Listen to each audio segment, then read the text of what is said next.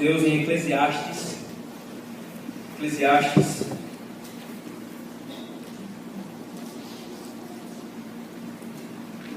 Capítulo 1.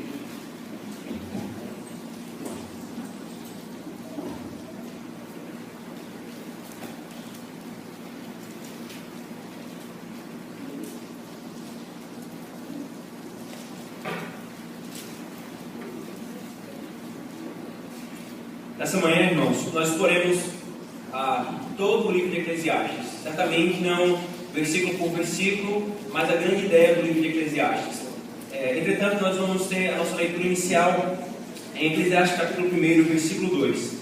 Diz assim a palavra do nosso Deus: vaidade e vaidades, diz o pregador, vaidade e vaidades, tudo é vaidade. Versículo 3: que proveito tem um homem de todo o seu trabalho com que se afadiga debaixo do sol. Vamos orar, irmãos, mais uma vez, pedindo a bênção do nosso Deus. Senhor Deus, nós louvamos ao Senhor, Pai, por podermos ter o privilégio de prestarmos culto a Ti. E agora, Senhor, é a ocasião do culto, nesse diálogo pactual, em que nós nos sentamos aos Teus pés, Senhor, todos nós, para ouvirmos da parte do Senhor a instrução, para sermos consolados, sermos confrontados, sermos repreendidos e sermos ensinados, Senhor. O nosso desejo, Senhor, é que os nossos olhos, pelos olhos da fé, contemplem a glória do Teu Filho, e assim, Senhor, nós sejamos fortalecidos para toda boa obra. Tem misericórdia de nós, Senhor, e pelo poder do Teu Espírito Santo, fala conosco. Nós oramos assim em nome de Jesus. Amém. Amém. Irmãos, você já parou para pensar qual é o sentido da vida? Qual é o sentido da vida? Talvez você não tenha parado assim, eu vou separar aqui uma tarde para pensar qual é o sentido da vida. Mas será que em nenhum momento da sua caminhada, da sua existência, tal pensamento passou pela sua cabeça? Para que eu existo? Por que tudo isso? Por que as coisas são como elas são? E talvez você possa ter pensado isso em alguma ocasião de aflição da sua vida. Você passando por alguma provação, por alguma aflição, e você se questiona, qual é o sentido da vida? Talvez alguma expectativa que você tinha, você pensou, por exemplo, os adolescentes aqui, se eu estudar, eu vou passar no vestibular e vou ser universitário. Você estudou, e você não passou. Um dia você teve uma dor de barriga, ficou muito nervoso, e você pergunta, para que tanto esforço? Qual é o sentido da vida? Ou ainda diante da mesmice da vida, todo dia você acorda às 6h30 da manhã, se levanta, toma café, se arruma, vai para o seu trabalho, trabalha, volta, dorme, lava a louça, no outro dia acorda de novo, 6h30 da manhã, e essa repetição vai. Qual é o sentido da vida, irmãos, em tudo isso? Tudo, queridos, parece que não, tudo é sempre a mesma coisa e parece que não vai mudar. Alguns, quando se deparam diante dessa pergunta, irmãos, eles ficam desnorteados. Ou desconsideram totalmente, vivem a vida como se essa pergunta não existisse, e quando ela chega, tenta abafar. Não, é complexo demais, deixa para lá. Ou então, quando a encaram, se veem tomados pelo desespero, e muitos até chegam a tirar a sua própria vida. O que nos mostra, então, irmãos, é o medo e a constatação de que, sob uma determinada visão, a vida realmente não faz sentido algum. Sob uma determinada visão, uma determinada perspectiva, a vida realmente não faz sentido algum. E exatamente, irmãos, essa é a pergunta que permeia todo o livro de Eclesiastes. Qual é o sentido da vida? Para que nós existimos? Para que existe trabalho? Para que existem as coisas? Qual é o sentido da vida? Essa é a linha melódica de todo o livro, irmãos. E sem dúvida, queridos, é um livro difícil e duro muitas vezes de ser lido. Alguns eles vão dizer que é um livro deprimente. Você termina, quando você está lendo Eclesiastes, você vai sentir um pesar, uma tristeza. Alguns chegam até a pensar que é um livro com um pessimismo que não combina com o povo de Deus. O povo de Deus tem que estar sempre alegre, e é um livro que leva você a reflexões tão profundas. Talvez até você mesmo já tenha se perguntado, por que foi mesmo que Deus colocou esse livro na sua palavra? Eu tive um professor sério, irmão, no ensino médio, que vivia a provocar e a testar minha fé. Não é nenhuma novidade, todos nós já tivemos um professor assim. E ele sempre me testando a fé, em alguma ocasião eu perguntei para ele: professor, o senhor já leu o livro de Eclesiastes? Ele era um poeta, filósofo, cético, melancólico da vida, desesperado da vida. Ele não escondia isso, ele dizia abertamente para os alunos que ele não tinha esperança nenhuma na vida. Mas aí quando eu fiz essa pergunta para ele, li, e é o único livro da Bíblia que faz sentido. Essas foram as palavras dele. Mas nós veremos, irmãos, hoje pela manhã, que se ele realmente tivesse lido o livro de Eclesiastes, conforme o que o autor de Eclesiastes quer nos ensinar, ele não teria dito isso, conforme a maneira dele ver o mundo. A partir da maneira do meu professor ver o mundo, ele não queria que o livro de Eclesiastes, na perspectiva dele, é o único livro que faz sentido da Bíblia. O autor de Eclesiastes, irmãos, ele se apresenta, veja por favor o versículo 1 do capítulo 1, da seguinte forma: palavra do pregador, filho de Davi, rei em Jerusalém, rei de Jerusalém. Ele se apresenta, irmãos, como o pregador. É uma palavra em hebraico que tem uma relativa dificuldade de tradução, mas normalmente algumas versões traduzem dessa forma: o pregador. É a mesma palavra no hebraico que corresponde à palavra eclesia, a palavra eclesiástico, né? Igreja, relacionada à igreja. Então ele se apresenta como aquele que fala a uma congregação, que fala à igreja. Esse livro foi escrito para o povo de Deus, irmãos. E ele então faz com que o povo de Deus tenha a reflexão e medite sobre as questões que ele vai levantar aqui. Esse pregador, irmãos, ele se apresenta como um rei em Jerusalém e como filho de Davi. Pela descrição acerca dele e por todas as características do livro de Eclesiastes, comumente se atribui a autoria de Eclesiastes ao rei Salomão, o filho de Davi. Ora, vocês lembram que Salomão, quando assumiu o trono de Davi, ele clamou ao Senhor pedindo por sabedoria, e ele se debruçou sobre a sabedoria, em pesquisar e estudar acerca da criação, acerca das coisas. E nós também sabemos que, se você ler Eclesiastes, você vai perceber que o pregador, ele se entregou aos prazeres, ele diz. Ele passou a investigar todas as coisas, não apenas com a sabedoria, mas conservando a sabedoria e o juízo, ele se entregou aos prazeres da vida. E foi exatamente o que Salomão fez. Salomão, em um determinado tempo da sua vida, ele deixou de lado o temor ao Senhor e se entregou à idolatria e à entrega de prazeres, a mulheres e tudo aquilo que o mundo poderia dar. Então, irmão, sem dúvida, o autor desse livro é Salomão. E Salomão então registra uma intensa busca de sentido e satisfação na vida sobre a terra, especialmente em vista de todas as injustiças e aparentes absurdos que nos rodeiam. Perceba então, querido, o que vai acontecer aqui. Salomão, ele analisa tudo em uma perspectiva, em uma visão pessimista e cética. Usando a linguagem do próprio livro, irmãos, ele analisa tudo em uma perspectiva da vida encarada sob ou debaixo do sol. Como é uma vida vista apenas como se existisse apenas no debaixo do sol? Como é que um homem ele vive considerando apenas essa realidade, abaixo do sol? Ele quer ver até onde ele pode chegar com esse pensamento. O que a vida é quando ela é vista com tais óculos? Uma vida que é vista no ateísmo prático. Nós veremos o porquê que é um ateísmo prático, conforme o Príncipe Pimentel já havia pontuado na noite anterior. O autor, então, irmãos, nos conduz por depressivas conclusões para chegarmos num porto seguro. É por isso que o livro é tão pesado, tão triste, tão melancólico. Ele quer nos conduzir para depressivas conclusões, para que então ele possa nos levar para o porto seguro. Ele está determinado a ver até onde um homem pode ir, considerando a vida assim. Só há o que há debaixo do sol. A nossa cosmovisão, irmãos, afetará a maneira como nós olhamos para a vida. A nossa maneira de ver o mundo, como nós temos visto nesses últimos 2 dias, afetará de maneira radical e profunda a maneira como nós vimos a vida, irmãos. É por isso que o livro de Eclesiastes é importante para a igreja do Senhor. Ele confronta a nossa maneira de ver a vida, perguntando: você está vendo a vida da maneira correta? Como você tem contemplado a realidade que o Senhor criou? Como você tem encarado? Ele contrapõe, irmãos, cosmovisões.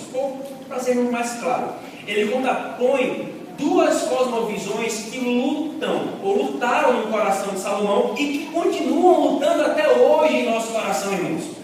Lembremos que nós somos salvos, e o apóstolo Paulo fala, nós agora somos um novo homem, uma nova criatura sendo refeito à imagem e semelhança daquele que nos criou, daquele que nos redimiu, Cristo. Entretanto, nós ainda temos uma triste realidade: um velho homem, uma velha mulher, que ainda habita dentro de nós. E esse velho homem e essa velha mulher ficam o tempo todo tentando tomar o trono que não mais lhe pertence, que pertence agora a Cristo. Então essa luta, irmão, de cosmovisões, essa luta da maneira como nós vemos o mundo, acontece também, não só no coração de Salomão, em Eclesiastes, mas no meu e no seu coração. É por isso que esse livro é importante, irmãos, para nós. E é por isso também que eu já pergunto, crente, como você tem visto a vida? Como você tem encarado a vida? Apenas sob a perspectiva de que só há o que há aqui e agora? Apenas da perspectiva do debaixo do sol? Qual tem sido a sua postura? Se o seu coração anda por demais deprimido, você já parou para perguntar o que está por trás disso?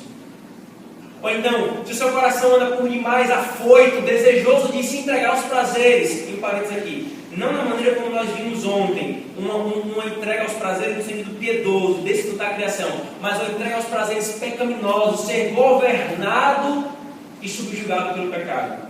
Você já parou para pensar o que está por trás do seu coração? Salomão, irmãos, nos conduz por uma trilha que muitos têm medo de trilhar, pois sem a bússola certa, certamente nela se perderá. Salomão, irmãos, ele vai nos conduzir para uma trilha que muitos têm medo de trilhar, porque sem dúvida, se nós não tivermos a bússola certa, nós nos perderemos. E é por isso que o mundo está confuso, porque ele não tem a bússola, como nós vimos ontem. Ele não tem um mapa que o conduz por essa reflexão tão importante e fundamental para a nossa vida, irmãos. Tão importante e fundamental para a nossa vida. Essa trilha ela precisa ser trilhada.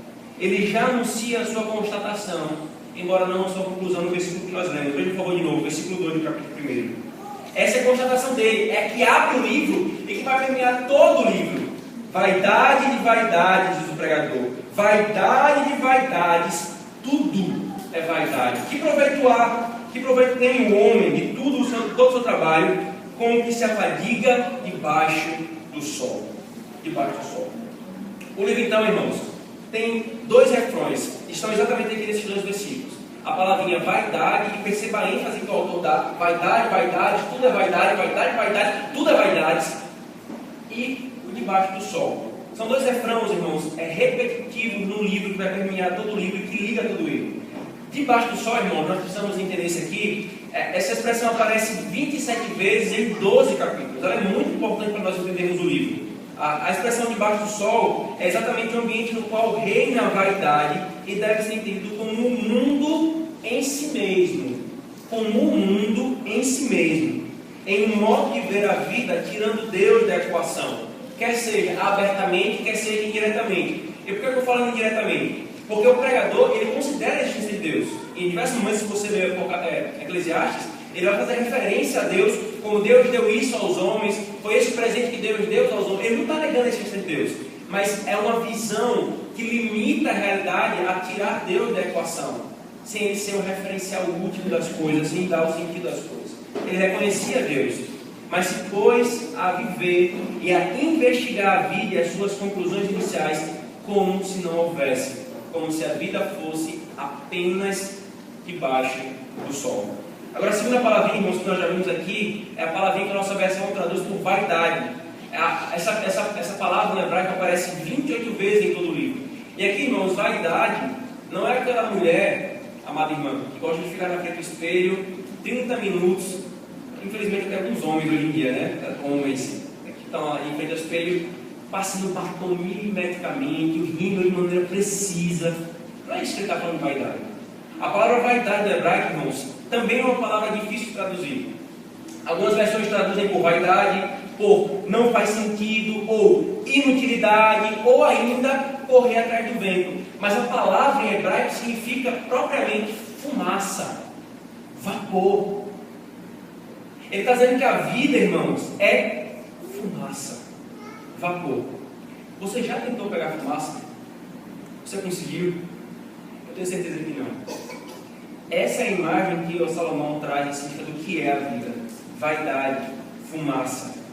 Ele diz, tudo isso, é exatamente o tema que unifica todo o livro: a falta de sentido das coisas do início ao fim. Salomão quer nos mostrar, irmãos, que a vida é como vapor. E nós sabemos disso, irmãos.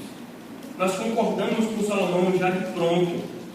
Por exemplo, onde foram parar os anos, irmãos? Vocês que já têm mais vida, onde foi parar os anos? Você olha para trás e fala assim: eu não sou mais o mesmo. Eu já não tenho mais o pique, né? A vitalidade, a energia. Onde foram parar? É quando você não se conforma com isso, você prefere dizer que você é um jovem amadurecido, né? Mas nós sabemos que a vida passa.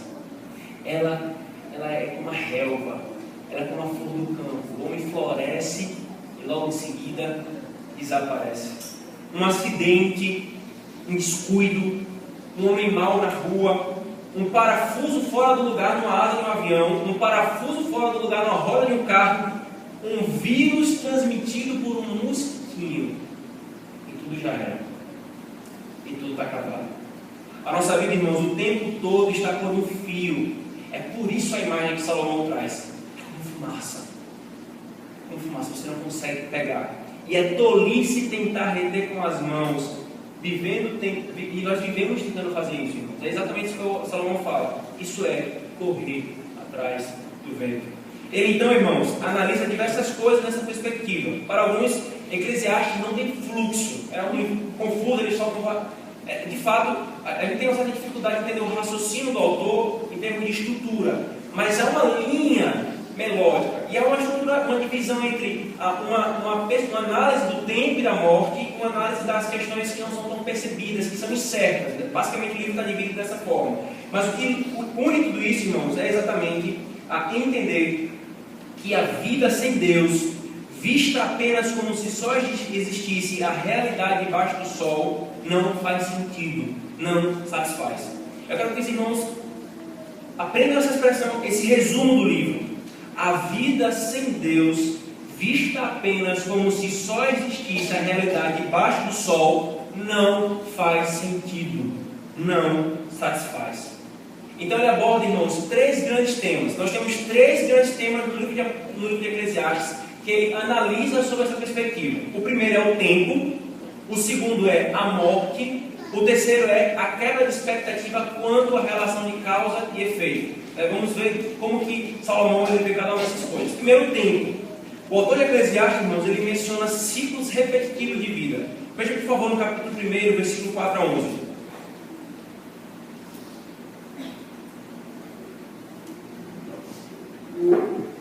Veja, geração vai, geração vem, mas a terra permanece para sempre. Levanta-se o sol e põe-se o sol, e volta ao seu lugar, onde nasce de novo. O vento vai para o sul e faz o seu giro para o norte. Volve-se e revolve-se na sua carreira e retorna aos seus circuitos. Todos os rios correm para o mar, e o mar não se enche. Ao lugar para onde correm os rios, para lá tornam eles a correr. Todas as coisas são canseiras tais que ninguém as pode exprimir. Os olhos não se fartam de ver, nem se enchem os ouvidos de ouvir. O que foi é o que há de ser, e o que se fez, isso se tornará a fazer. Nada há, pois, novo debaixo do sol. Há alguma coisa que se pode dizer: vê, isto é novo? Não, já foi nos séculos que foram antes de nós. Já não há lembrança das coisas que precederam, e das quais posteriormente também não se haverá memória entre os que hão de vir depois dela. Agora veja também Eclesiastes 3, 1 a 8. Tudo tem o seu tempo determinado. Há tempo para todo propósito debaixo do céu. Há tempo de nascer e tempo de morrer, tempo de plantar e tempo de arrancar o que se plantou, tempo de matar e tempo de curar, tempo de derribar e tempo de edificar, tempo de chorar e tempo de sorrir, tempo de plantear e tempo de saltar de alegria, tempo de espalhar pedras e tempo de ajuntar pedras, tempo de abraçar e tempo de afastar-se de abraçar, tempo de buscar e tempo de perder, tempo de guardar e tempo de deitar fora, tempo de rasgar e tempo de coser, tempo de estar calado e tempo de falar, tempo de amar e tempo de aborrecer, tempo de guerra, tempo de paz. Veja, irmãos, o tempo é o que Salomão começa a analisar. Uma canseira tal, ele diz, tudo volta a ser a mesma coisa, a mesmice.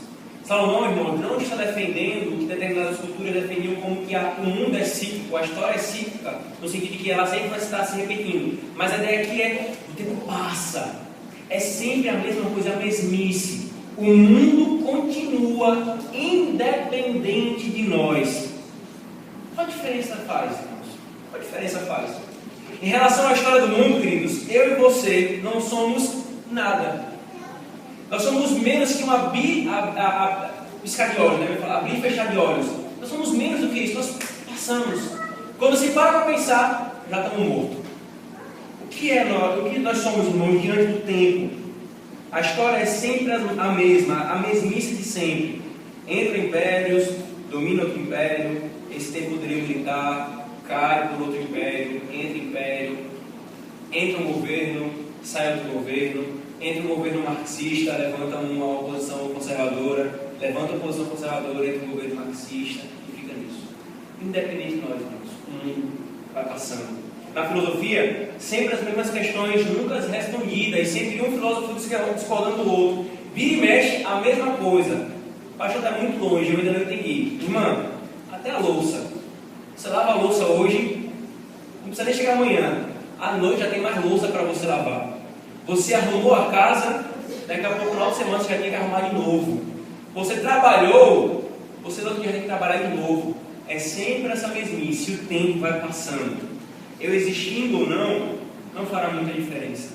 O sol continua nascendo, a chuva continua caindo, a água continua evaporando, as ondas do mar indo e vindo. E quem se lembrará de nós, irmãos? O autor Salomão disse. Quem se lembrará de nós? Eu pergunto, você lembra do seu tataravô? Você sabe quem foi ele? Lembra o nome dele, o ano que ele nasceu, o dia que ele nasceu, o que ele mais gostava? Você não lembra? Tão pouco, irmãos, os nossos tataranetos se lembrarão de nós. O que somos diante do tempo? O que somos diante da vida? No máximo, em 2 gerações nós ainda seremos lembrados, na terceira ninguém mais lembrará de nós. Passou. A segunda questão que o autor Eclesiastes analisa, irmãos, é a morte.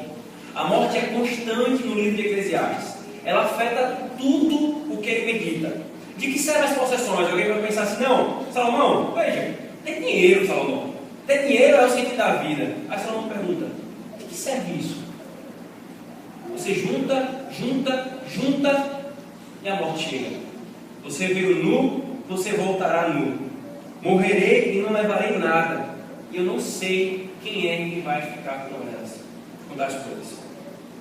Você vê, às vezes morre uma avó, um avô, alguém que juntou uma certa quantidade de propriedade, aí os filhos, né, se fazem inventário, aquele negócio, ninguém sabe como vai ficar, e nem sei quem vai ficar. O Salomão fala, o que é que eles vão fazer com o que eu juntei? Eu trabalhei toda uma vida, o que é que vão fazer com as minhas possessões? Por que isso? Porque a morte chega.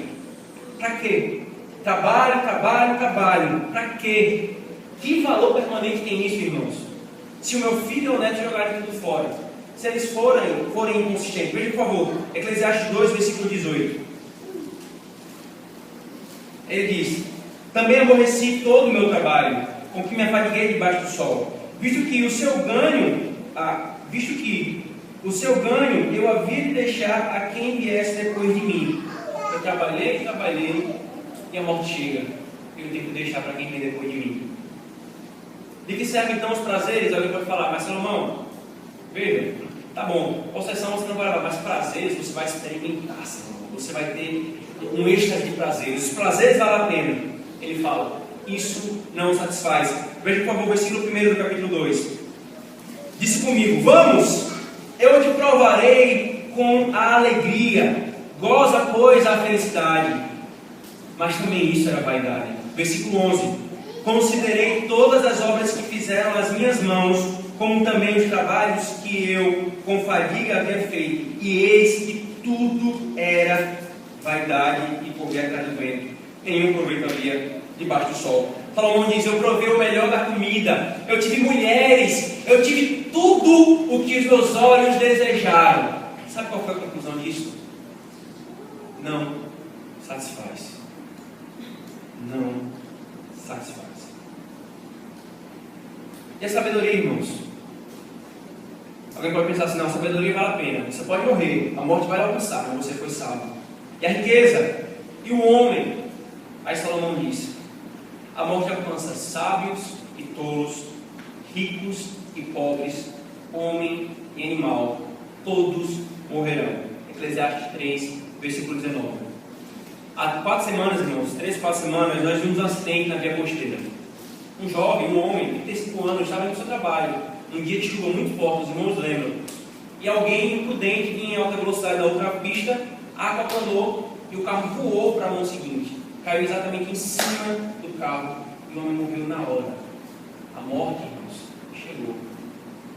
Aquele dia eu passei algumas horas depois para ver a costeira, eu estava indo para a Zona Norte. Poderia ter sido eu, poderia ser qualquer um.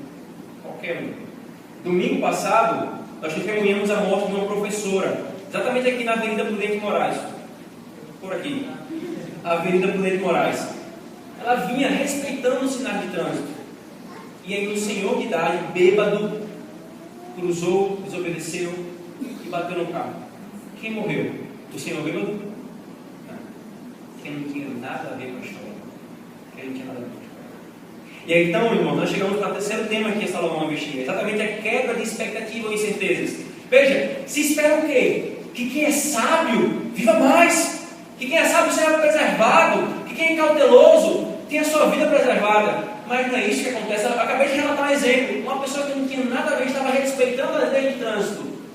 Um homem imprudente bateu e ela morreu.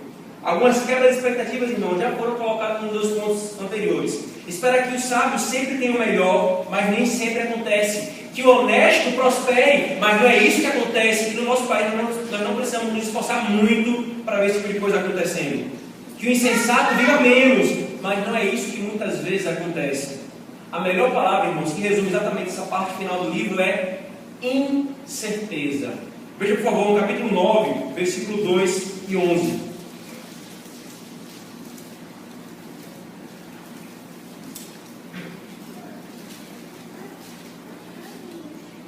Tudo sucede igualmente a todos. O mesmo sucede ao justo e ao perverso, ao bom, ao puro e ao impuro, tanto ao que sacrifica como ao que não sacrifica, ao bom como ao pecador, ao que jura como ao que teme o juramento.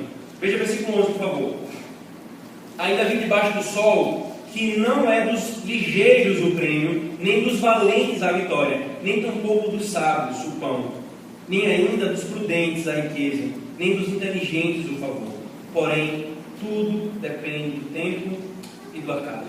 Irmãos, Salomão disse, há uma quebra de expectativa. Você espera uma coisa e acontece outra. Diante, exatamente da coisa que ele coloca aqui, debaixo do sol, quem pode explicar essas coisas? Que sentido há? Que sentido há? Queridos, diante de tudo isso, Salomão traz alguns lampejos de conclusões possíveis durante todo o livro. Na vida vista debaixo do sol, qual é a única solução que você pode ter? Ele diz, curta a vida. Trabalhe e usufrua do que você trabalhou. Usufrua do seu trabalho. Veja, por favor, o versículo, Eclesiastes 2, versículo 24. Irmãos, isso se repete em Eclesiastes 2, 24, 3, 13, 5, de 18 a 19, 8, 15 e 9, 9. A mesma conclusão. Eu vou ler só esse 2, 24. Ele diz, não há nada melhor para o homem do que comer, beber e fazer que a sua alma goze o bem do seu trabalho. No entanto, vi também que isso vem da mão de Deus. Veja, irmãos, posso fazer? Eu não entendo essa vida. Não faz sentido essa vida debaixo do sol. Ele diz, usufrua do seu trabalho.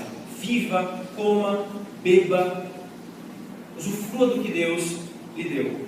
Irmãos, nós sabemos que isso não é ruim em si mesmo. Nós vimos ontem à noite, na última palestra, que a nossa visão cristã de mundo envolve exatamente nós usufruirmos do trabalho que Deus nos deu. Não é pecado isso.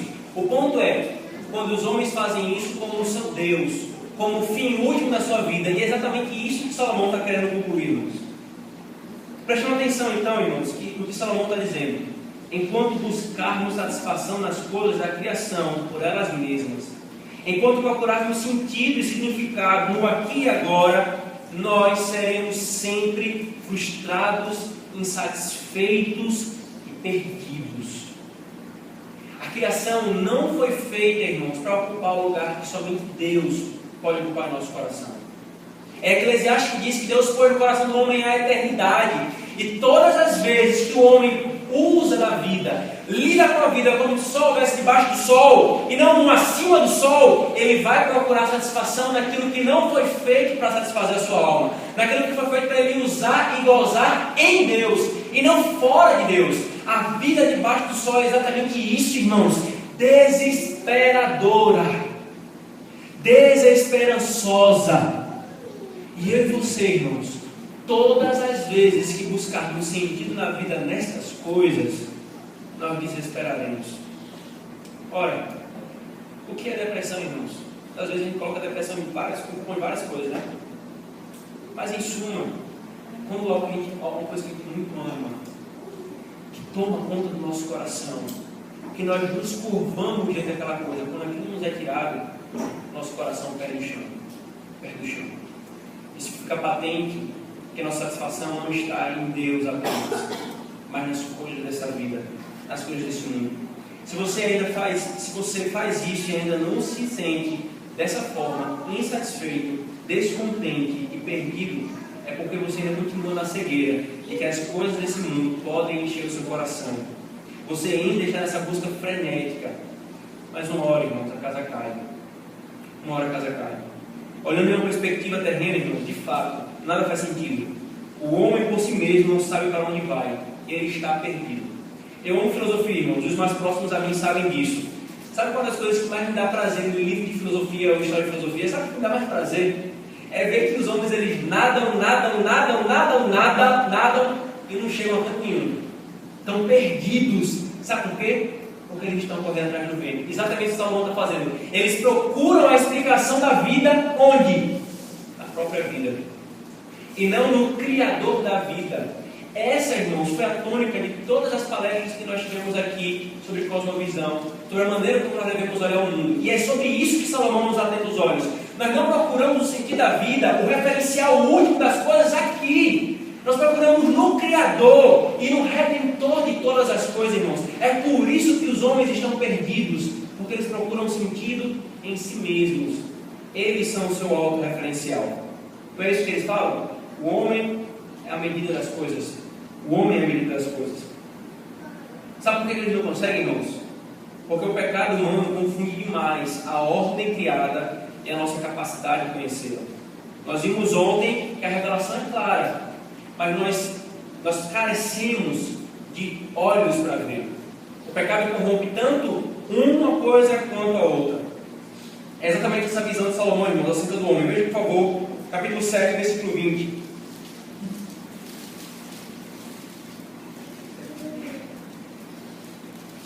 Não há homem justo sobre a terra que faça o bem, que não peque. Essa é a visão que ele tem do homem, irmãos. Versículo 29 do capítulo 7, ele diz: eis o que tão somente achei, que Deus fez o homem reto, mas ele, o homem, se meteu em muitas astúcias. Capítulo 9, versículo 18, por favor, veja. Melhor é sabedoria do que as armas da guerra, mas um só pecador destrói muitas coisas. Qual é a solução de tudo isso, irmãos? Qual é a solução de tudo isso? E lembrando, Paulo fala em Romanos capítulo 8, versículo 19 a 22, que foi exatamente, a criação exatamente está na vaidade, porque não por ela, mas por causa daquele que a sujetou, por causa do homem como vice-rei de Deus. Qual é então, irmãos, a solução para esse desespero, para essa falta de sentido na vida? Qual a solução que Salomão apresenta? Abra, por favor, Eclesiastes capítulo 12, versículo 13 e 14. Exatamente os últimos versículos do livro.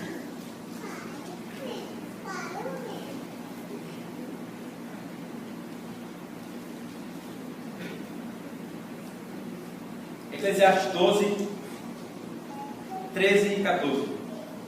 De tudo que se tem ouvido, a suma é: teme a Deus, guarda os seus mandamentos, porque isto é o dever de todo homem. Porque Deus há de trazer a juízo todas as obras, até as que estão escondidas, quer sejam boas, quer sejam más. Irmãos, Salomão fez o que fez, conduziu a gente por onde ele conduziu, para chegar a essa solução, a esse ponto. De tudo que nós ouvimos, de tudo que nós vimos, esse desespero que nos tomou o coração, qual é a solução? Qual é a suma? Qual é o resumo? Qual é o ponto de escape de tudo isso? Salomão disse: teme a Deus. Teme a Deus. A fim de apreciarmos, irmãos, profundamente a Deus de forma plena. Salomão nos fez trilhar, ou melhor, ele nos tirou todo e qualquer amparo e esperança que podemos colocar nesse mundo. Toda e qualquer ilusão que nós possamos ter. Você sabe que está certo, irmão. Esta vida por si mesma, a vida debaixo do sol, é vaidade. A vida não consegue ser explicada, irmãos, para uma perspectiva secularista, isto é, debaixo do sol apenas. Ele destrói a nossa visão dessa fonte de vida feita aqui na terra, para olharmos para a fonte de vida que vem somente de Deus. Mas Salomão, irmãos, quer te conduzir para o que faz sentido.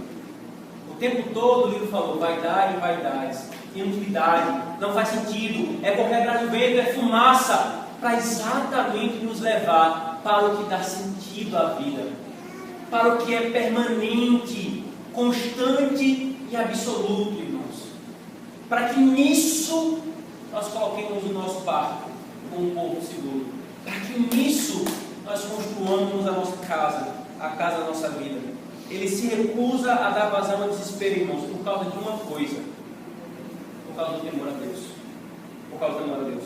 Deus dá sentido ao mundo, irmãos, e à existência. Construir a sabedoria e a vida longe dele, ou não reconhecê-lo como um soberano, desprezando a sua revelação, levará ao desespero. Crente, quem é que você tem ouvido para construir a sua visão de mundo? Quem é que você tem ouvido para construir a sua visão de mundo? Nada, irmãos, sem Deus satisfaz realmente. Sem Deus, tudo é vaidade. Salomão se dedicou a tudo que os seus olhos queriam e não encontrou satisfação em nada. E ele disse abertamente: quanto mais se quer, quanto mais se tem, mais se quer. Quanto mais se tem, mais se quer. Nosso coração nunca está satisfeito, irmãos. Essa vida não faz sentido debaixo do sol. Mas sabe uma coisa, irmãos? Sabe uma coisa? Coisa maravilhosa. Tem alguém acima do sol que entrou debaixo do sol. Esse, irmãos, que veio habitar entre nós, é Ele que dá sentido à vida, irmãos. Jesus Cristo, que habitava acima do sol, entrou no mundo debaixo do sol. É o temor a Ele que dá sentido à nossa vida, irmãos. É o temor a Ele que dá sentido à nossa vida. Nós vimos ontem que nós somos chamados a viver uma vida debaixo do sol, mas olhando para cima do sol.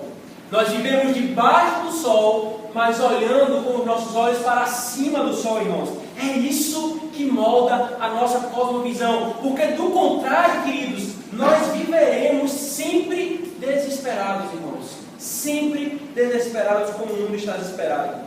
Assim, tudo com Deus tem valor eterno. Mesmo que o tudo não seja eterno em si mesmo, mas o fazer para a glória de Deus, irmãos, traz sentido para as coisas. Por que é, dona de casa?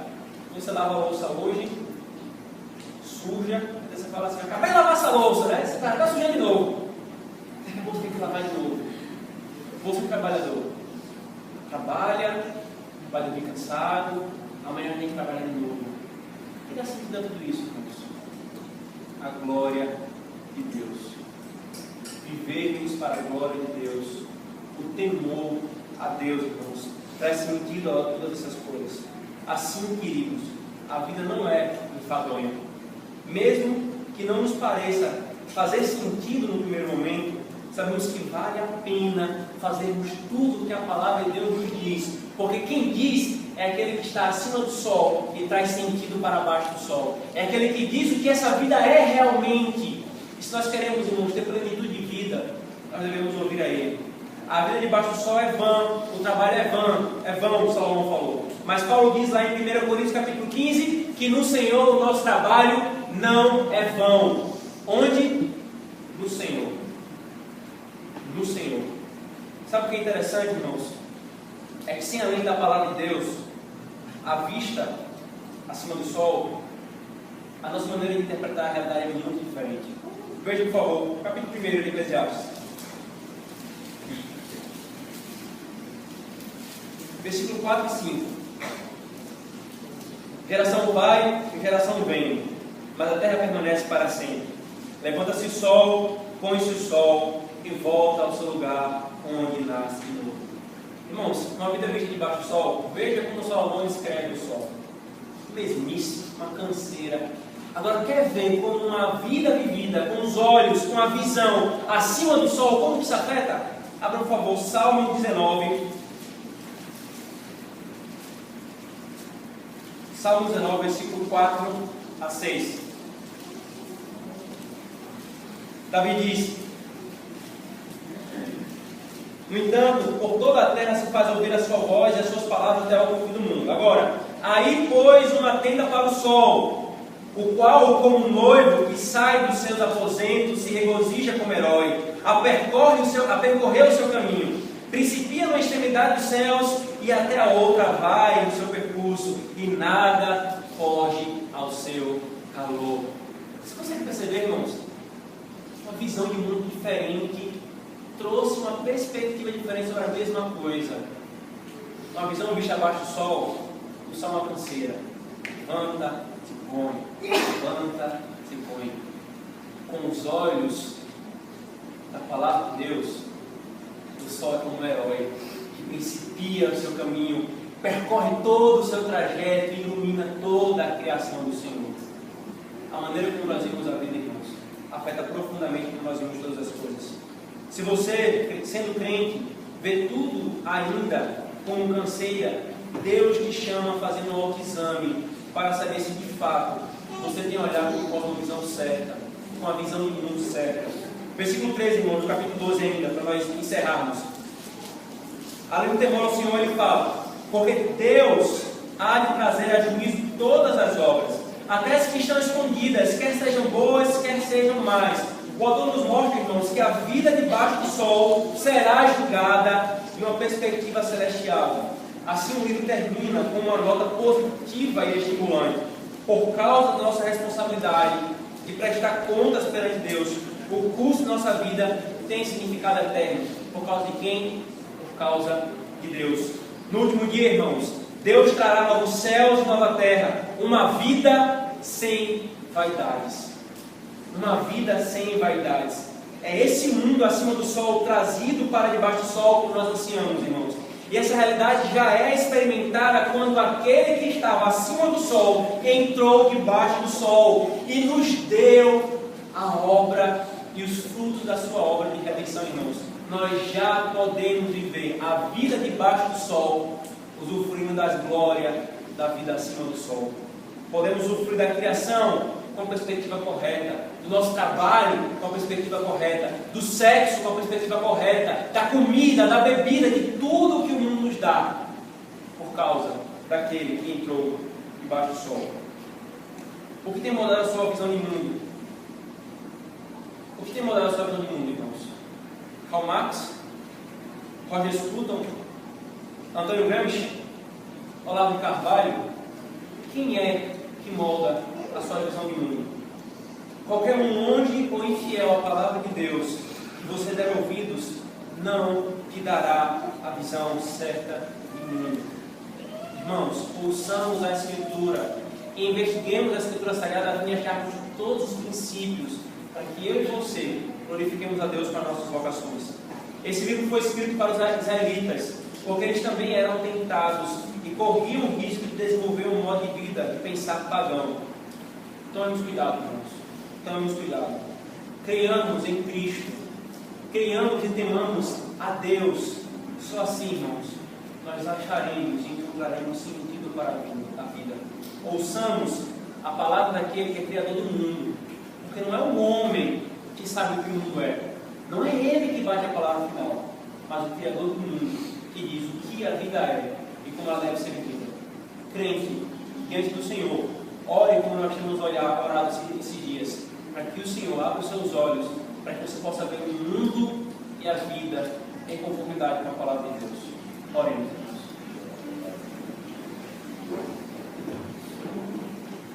Seu Deus, louvado seja o teu nome, Senhor.